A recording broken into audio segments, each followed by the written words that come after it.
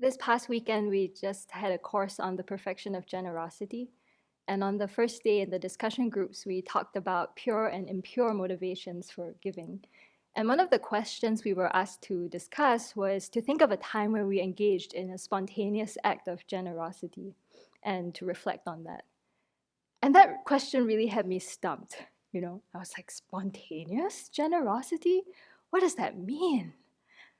And then in thinking about why I got stumped, I realized that I have some very fixed ideas of what generosity looks like.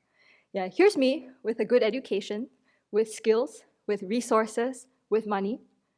I'm in the position to give. There's you. Less education, less skills, less resources, less money. Right? You are the recipient from your side. Me, giver from my side, I give you.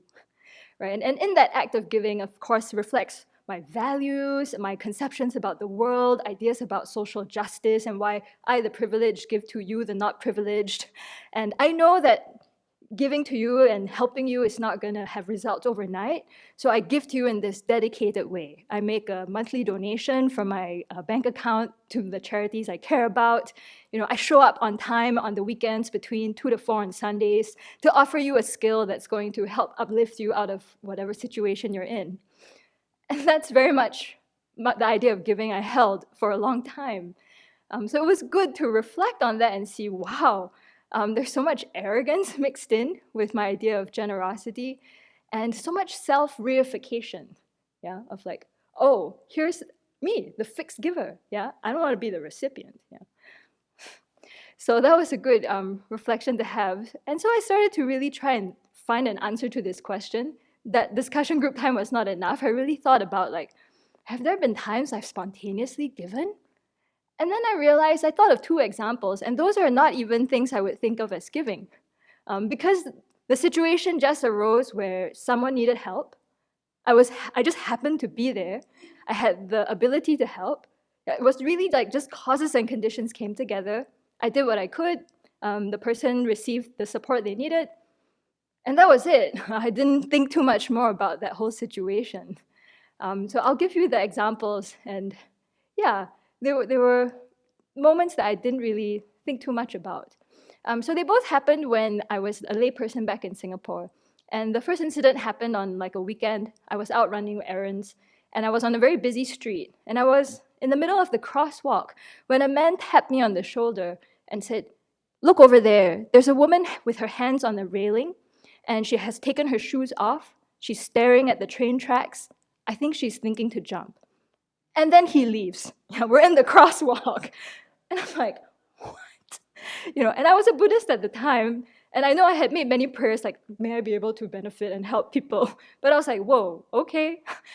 So, and there was a woman there, so I went up to her and started talking to her. And she was completely unresponsive. I asked her name and so forth. She just held to the railing and stared at the train tracks. And I thought, oh, this is really not good. So I pick up the phone and I call the police. And I describe the situation, and the police say, oh, we're going to come right away. Just stay there with the woman. So, okay. So now I'm left with this woman standing there. So I just start talking to her. I talk to her about to think about how there are many people who love her, to think about her parents, her friends. Maybe she has kids, right? Maybe she has a spouse. She's totally unresponsive. After a while, I start wondering if she understands English, yeah? Because she doesn't look like a typical Singaporean. So some time passes, and I'm like, where's the police? Yeah. They call me back, and they go, where are you? And it turns out they went to the wrong place. Yeah, there's like a mass rapid transit system, and that they thought that we were there. No, we were like 2 streets away over the railway that runs to Malaysia. So they're like, oh, sorry, okay, we're gonna come now. So by this time, I've kind of run out of things to say. I've already even tried your clothes look really nice, and how about putting on your shoes, which got no response either. So I just stood there and did the taking and giving meditation. And it seemed like a very long time passed. And then finally, this huge civil defense truck arrives on the scene with like its sirens and whatever. And I'm like, whoa, and this whole team comes out of the truck. They swarm around the woman and just kind of pull her away and take her into the truck. And then they come to me and ask for my name, get my phone number, and then they leave. And I'm like, oh, okay. And then I get on the bus and go home. And I kind of forgot about this till the Western Buddhist monastic gathering, where we were playing this introduction game, right? And the question was, step forward if you've had the opportunity to save someone's life. And I was like, oh, I guess that was it, huh? So yeah, step forward. But yeah, it was just so clear what needed to be done. And that those causes and conditions came up, and then they passed, and that was it. Maybe I was expecting like Hollywood music or something, but it was just a moment of generosity, and yeah, that was that. I don't know what happened to this woman, but I hope she's still alive. She was quite young. The second time something like this happened, I was teaching, and one day after school, one of the students who I didn't teach came to the staff room and was like, the school counselor wants to see you right now. And I was quite surprised because it was a new counselor. He was a retired principal. He was completely unprepared for the kind of school environment we had. So he was quite overwhelmed. But I don't recall I had sent any students to see him. So I was quite surprised to get this sudden call. And the student was like, he wants to see you now. You must come. So I go down. And sitting in his office is a girl with a big wad of tissue on her hand. And she's just pressing it to stop bleeding. So I asked him what was happening. And he said, oh, this student slit her wrist in the classroom. We're looking for someone to take her to see the doctor, and he asked her which teachers she would trust to do that, and she mentioned me. And then I look at this girl, and then I realized, oh, I taught her 2 years ago, but I hadn't really spoken to her too much after that. So I said, okay, sure. And the poor counselor looked very harried. There were like 2 other students waiting to see him. It looked like a bad day. So I said, okay, I have some time now, I'll go with this student. So we get into a taxi. And so, I asked her what happened, and there were students who I think had made fun of her and said very cruel things, and she was just so upset that to prove her innocence, she yelled that if those things were true, she was gonna end her life. So that's why she slit her wrist in front of the whole class. Yeah. So we talked about how you don't have to believe everything everyone says about you, that she has many good qualities, just trying to calm her. She was pretty calm by then, the bleeding had stopped. But, we just talked about not being overly affected by what people say, sticks and stones, right? So we get to the doctor, and this was like what we talked about in the Shantideva class this morning, where, she shows the doctor the wound, and I'm like, ugh.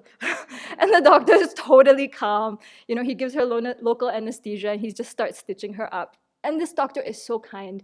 Like the whole time, he's just counseling her and saying, don't harm yourself, that really helps no one. And yeah, and she was really taking it in. I almost felt like she was this dried sponge getting some care. And I thought, wow, this is why if you don't get a lot of care in your life, maybe you present illness or harm yourself. Like the doctor is a source of care. Yeah. So she got the help she needed.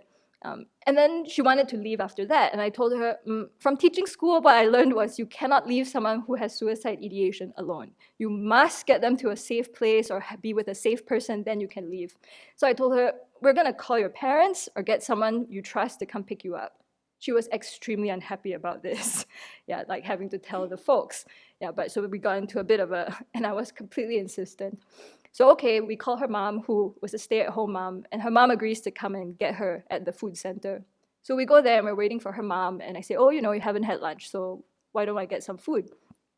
And in the middle of buying food, her mom appears, and her mom had a stroller with a baby in it and looked so harried and really upset. And I think her mom was very embarrassed, because what I remember was she completely ignored me as if I was not there at all. She kind of just waved at her daughter and said, come over here, and started doing some, they got into some kind of dynamic. And just watching them, I thought, I know this is where my job ends. Like, there's nothing more I can do for this person. It was just so clear. And so I just made sure that she got the food, and I said, please enjoy this with your mom, and then they left. And I think I only saw her one more time before graduation. But again, the strange thing was, it was like, oh, okay, this situation arose, and then I went back to work and didn't think too much more of this. There was no big I involved. So yeah, and reflecting on this question and these situations, I really see the value of reflecting on the emptiness of the circle of 3, right, which we say accompanies the perfection of generosity. To see that this role of giver, recipient, whatever gift is happening, is entirely mutually dependent, arising entirely dependent on causes and conditions. very soon I will be in that position of recipient, or again, I'll be in the position of giver, who knows? Yeah, they're just fluid and not some kind of identity to grasp onto. And in doing that, it's so much purer.